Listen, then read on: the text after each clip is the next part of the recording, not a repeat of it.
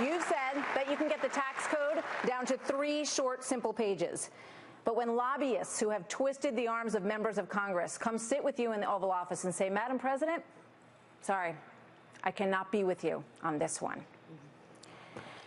You may understand what previous presidents have gone through, no? You know, we have a professional political class of both parties. We have been talking about the same issues for election cycle after election cycle. Yeah, government is big and out of control, and the only way to get it under control is to control the money. And the only way to control the money is to ask the federal government to budget the way you do, to examine every dollar, to cut any dollar, to spend, to move any dollar. The fancy word for that is zero-based budgeting. I call it common sense. That 3-page tax code I talk about all the time here in Iowa, it's been around for 20 years. But politicians don't want to talk about it, and you bet the lobbyists don't want to talk about it. In fact, nobody wants to vote on a 3-page tax code or zero-based budgeting, although they've both been around for a long time. You know why?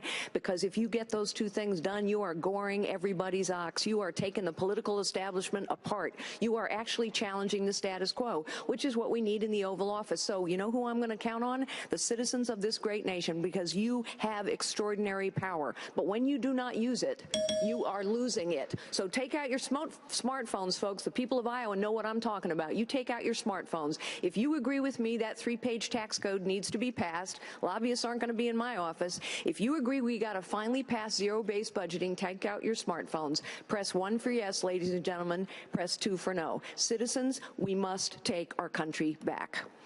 Let me stay with you, Ms. Fiorina.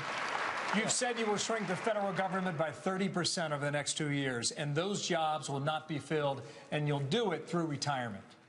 Your critics would argue that's exactly what you did at Hewlett-Packard when 30,000 people lost their jobs. If it did not work at HP, why would it work at the federal government? Well, first of all, I haven't said that. What I have said is that in the process of examining every dollar, cutting any dollar, and moving any dollar, we happen to know that in this vast federal bureaucracy, we have about 260,000 federal government employees who are going to retire, and we shouldn't replace them. Secondly, in Hewlett-Packard, as you know, the people of Iowa know this. We went through a tough time, the worst technology recession in 25 years. A great company called Gateway used to be right here in Iowa, but they didn't make the tough calls necessary to save all those jobs, and so they lost every one of those jobs. Yes, I've had to make some tough calls. We saved 80,000 jobs. We went on to grow to 160,000 jobs. And frankly, I think the American people know we need a president who's going to make some tough calls. So let me tell you where I'm going to start. The American people got a bill passed through Congress that said we could fire the top 400 senior executives at the VA for dereliction of duty, when we know that 307,000 veterans have died waiting for health care, and the VA handed out $142 million worth of bonuses for superb performance. I'm going to start by firing 400 senior executives at the VA. Thank you.